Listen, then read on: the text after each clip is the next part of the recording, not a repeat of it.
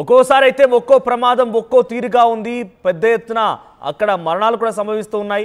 తాజాగా లండన్లో ఒక విమాన ప్రమాదం చోటు చేసుకుంది. సౌత్ ఎండ్ ఎయిర్పోర్ట్లో విమానం కుప్పకూలిపోయింది. విమానంలో 15 మంది స్పాట్లో మరణించారు. 13 మందికి ప్రయాణికులు, 2 పైలట్లు కాలి బూడిదైపోయారు. టేక్ ఆఫ్ అయిన క్షణాల్లోనే ఈ విమానం కుప్పకూలిపోయింది. ఒక్కసారిగా పెద్ద ఎత్తున మంటలు ఎగిసిపడ్డాయి. నెదర్లాండ్స్కి వెళ్తుండగా ఈ ప్రమాదం చోటు చేసుకుంది. వరుస ప్రమాదాల నేపథ్యంలో దీని వెనుక ఉగ్రకుట్ర ఉంది అనేటువంటి దర్యాప్తు కోణంలో కూడా అక్కడ ప్రస్తుతం దర్యాప్తు కొనసాగుతోంది. సో ప్రజెంట్ అయితే సౌత్ ఎండ్ నెదర్లాండ్స్కి వెళ్ళేటువంటి సౌత్ ఎండ్ బీచ్ 200 విమానం అది ఒక చిన్న విమానంగా తెలుస్తోంది. 12 మీటర్స్ అంటే 12 మీటర్ల పొడవు గల ఆ విమానం. మీరు చూస్తున్నారు కదా లెఫ్ట్ సైడ్లో PHZAZ అనేటువంటి ఆ విమానమే ఇప్పుడు కుప్పకూలిపోయింది. సో 20 మందిని మోసుకెళ్లగల సామర్థ్యం ఉన్నటువంటి విమానం అది. అదొక చార్ట్ లైనర్గా చెప్తూ ఉన్నారు. అయితే అది టేక్ ఆఫ్ అయినటువంటి కొన్ని క్షణాల్లో ఇంకా పూర్తిగా రన్వే పై నుంచి పూర్తిగా ఎగరనలేదు. అంతలోనే మంటల్లో పూర్తిగా అగ్నికి ఆహుతి అయిపోయింది, కుప్పకూలిపోయింది, పేలిపోయింది. సో ప్రస్తుతానికి ఈ ఘటన కొంత ఆందోళన కలిగిస్తోంది. లండన్లో ఈ ఘటన చోటు చేసుకుంది.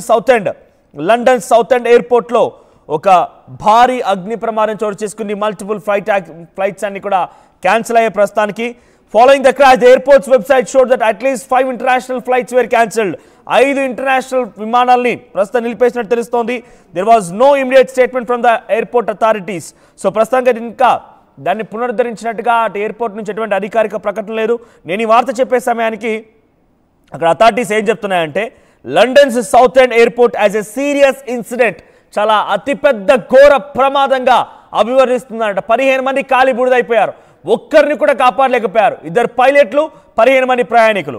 So people near by the airport and incident site have been evacuated. So ఒక్కసారిగా ఈ ఘటన జరగడంతో అక్కడ సమీప ప్రాంతాల వారందరూ కూడా అక్కడి నుంచి తరలించే ప్రయత్నం చేసినట్టుగా అక్కడ చెప్తున్నారు.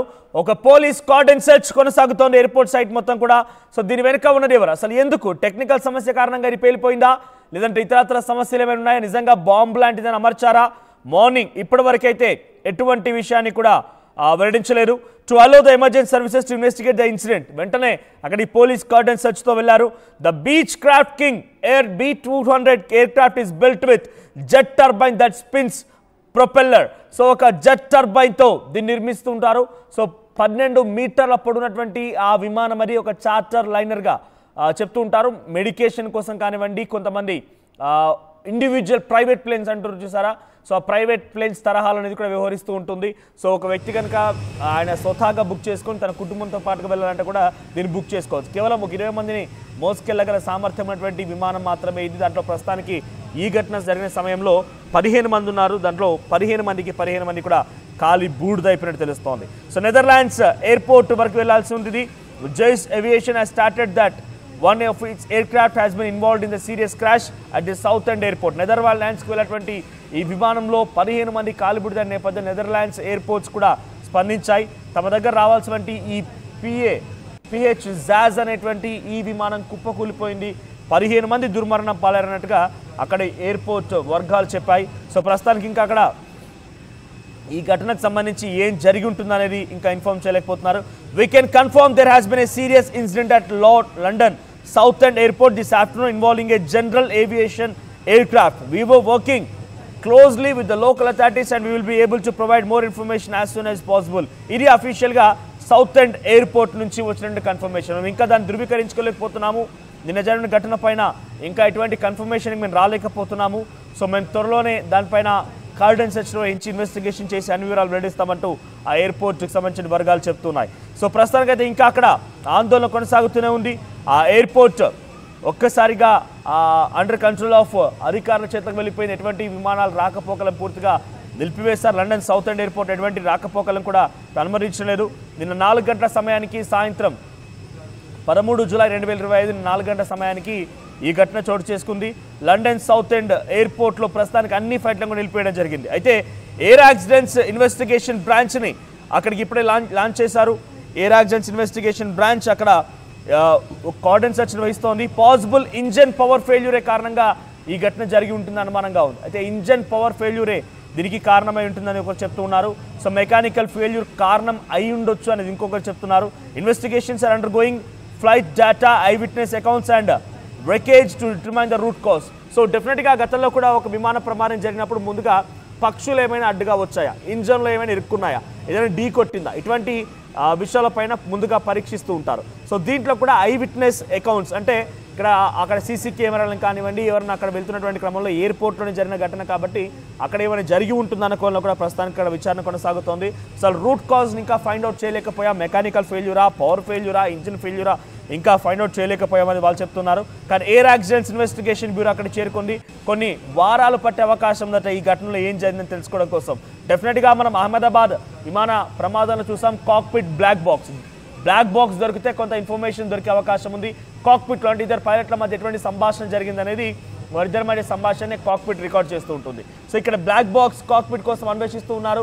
సో ఎంతటి ప్రమాదం జరిగినా, ఎంతటి అక్కడ విధ్వంసం జరిగినా కూడా ఈ బ్లాక్ బాక్స్కి ఏం కాకుండా, చెక్కు చెదరకుండా చాలా పక్కాగా ఉండే విధంగా ఆ బ్లాక్ బాక్స్ రూపొందిస్తూ ఉంటారు. So airport operations are expected to resume after site clearance and safety inspections. So safety inspections తర్వాత మళ్ళీ అక్కడ విమాన ప్రయాణాలని పునరుద్ధరించే అవకాశం కనబడుతోంది.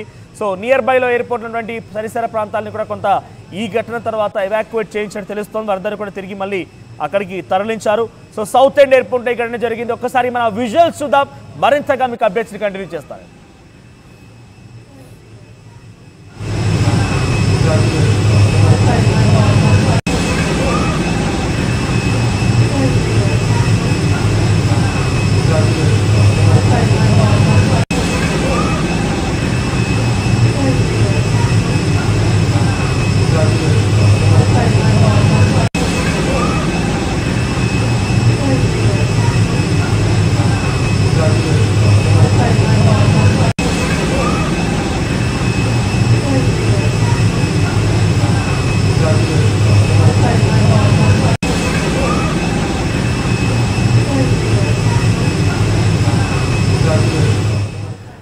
రైట్, అయితే దీనిపైన లండన్ సౌత్ ఎండ్ సంబంధించిన ఎయిర్పోర్ట్ అధికారులు ఏం చెప్తున్నారంటే, చూసినటువంటి లైవ్ విట్నెస్ కానివ్వండి, కొంతమంది ఎక్స్పర్ట్స్, ఏవియేషన్ ఎక్స్పర్ట్స్ ఏం చెప్తున్నారంటే, beach B200 super air king అనేటువంటి ఈ విమానం 12 మీటర్ల పొడవుతో 20 మందిని మోసుకెళ్లగల సామర్థ్యం ఉంది. అయితే దాంట్లో బేసిక్గా మెడికేషన్కి సంబంధించిన వారు అంటే ఒక ఎయిర్ అంబులెన్స్గా దీన్ని భావించాలి. సో మెడికేషన్ సంబంధించిన వారు అందులో ప్రయాణించేప్పుడు బెడ్ కానివ్వండి, వారికి అందించేటువంటి ఆక్సిజన్, ఇతరత్ర సామాగ్రి మొత్తం అందులో పొందుపరిచి ఉంటుంది.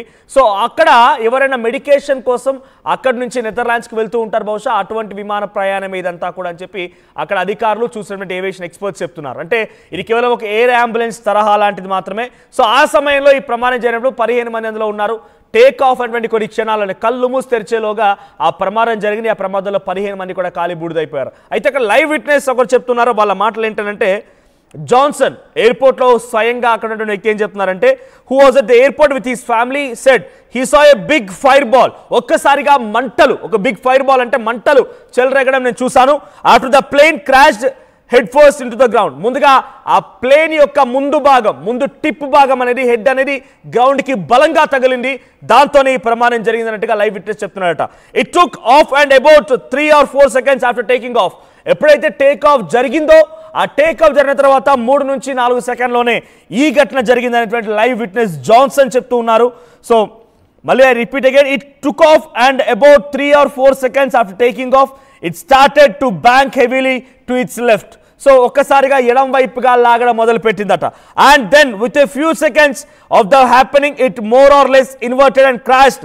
ఒక్కసారిగా ఒకవైపుగా ఎడం వైపుగా లాగడం మొదలు పెట్టింది. అంటే అది ఒక వన్ సైడ్గా ఇంబ్యాలెన్స్గా అది టేక్ ఆఫ్ అవ్వడం ప్రారంభించిందట. వెంటనే అంతలోనే కుదుపులకు లోనైపోయి ఇక డైవర్ట్ అయిపోయింది. టేక్ ఆఫ్ తీసుకొని వెంటనే డైవర్ట్ అయిపోయి కిందికి మళ్ళీ చొచ్చుకు వచ్చి ముందుగా ఆ హెడ్ భాగం, ఫ్రంట్ భాగం